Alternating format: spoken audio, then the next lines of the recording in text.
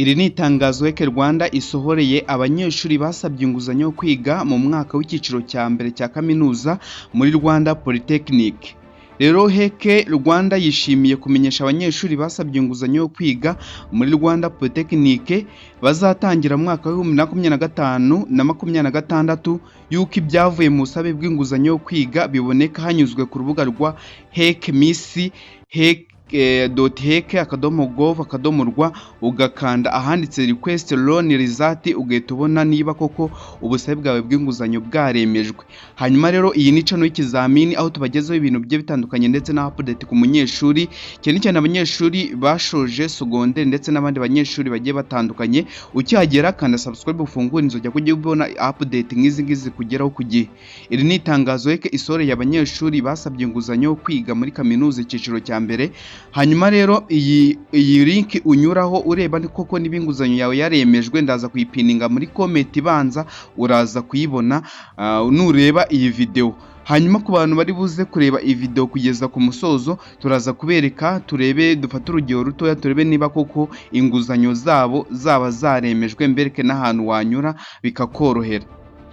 Hanyuma rero mu itangazo HEC yasohoye yanditse igira ati itangazo reba abasabye inguzanyo yo kwiga muri Rwanda Polytechnic umwaka w'amashuri wa 2025 na 2026. Banditse bagira ati ubuyobozi bwa Higher Education Council cyangwa HEC buramenyesha abanyeshuri basabye inguzanyo yo kwiga muri Polytechnic y'u Rwanda y'umwaka wa 2025 na 2026 yuko bazatangira umwaka w'amashuri w'icyiciro cya mbere cya kaminuza ko ibyavuye mu busabe bw'inguzanyo yo kwiga biboneka hanyuzwe kuri runo rubuga cyangwa kuri iyi link nza gupininga muri comment mukaza kuyibona. Hanyuma wayifungura iyo link nza kubereka muri comment ibanza uraza kuyibona ugahita ukanda handitse requested loan result.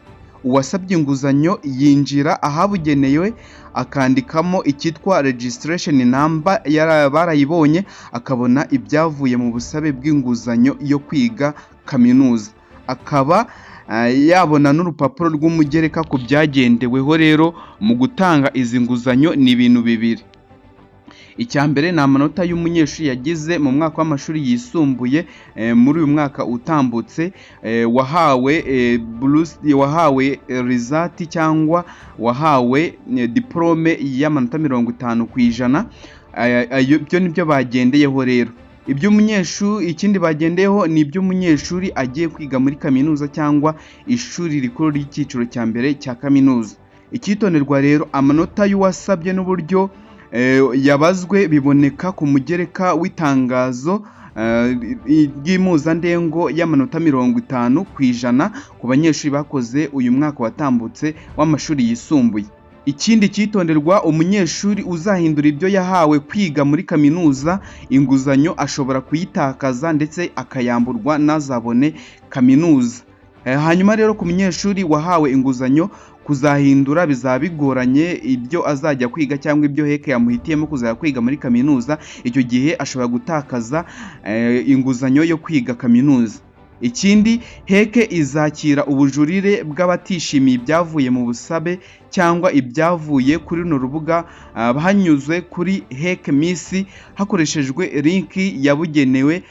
Kuri iyi link nza gupininga hanyuma ugahita ureba handitse submit your claim. Hanyuma rero gutanga ubujurire bizakorwa hagati y'itariki 31 z'ukwezi kwa karindwi kugeza ku itariki 13 z'ukwezi kwa munani muri uyu mwaka wa 2025.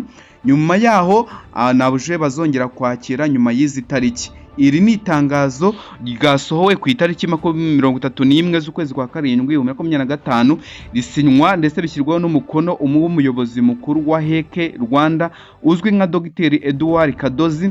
Uyu ni umuyobozi mukuru ushinzwe iki kigo cya HEC Rwanda gishinzwe gutanga inguzanyo ku banyeshuri bashoje amashuri yisumbuye. Hanyuma rero iri ni itangazo ry'abanyeshuri basabye inguzanyo. Rero muri comment uze kureba link twapininzemo uze kuyinyuraho nawe urebe niba koko inguzanyo yawe yemewe, kandi uze gutanga ubujure niba ubona yuko hari ibidahwitse, aho uza kubona ahantu handitse submit your claim.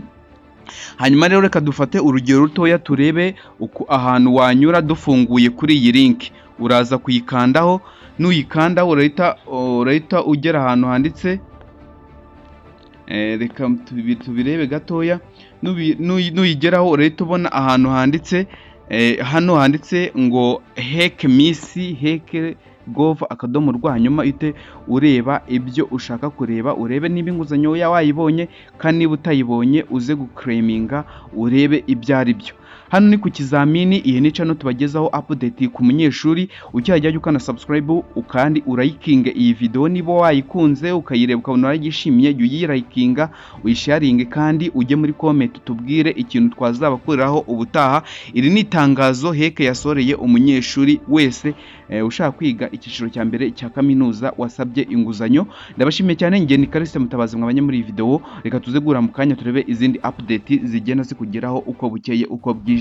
Ndagushimiye cyane wowe twabanye kugeza kuri umusozo w'iyi video.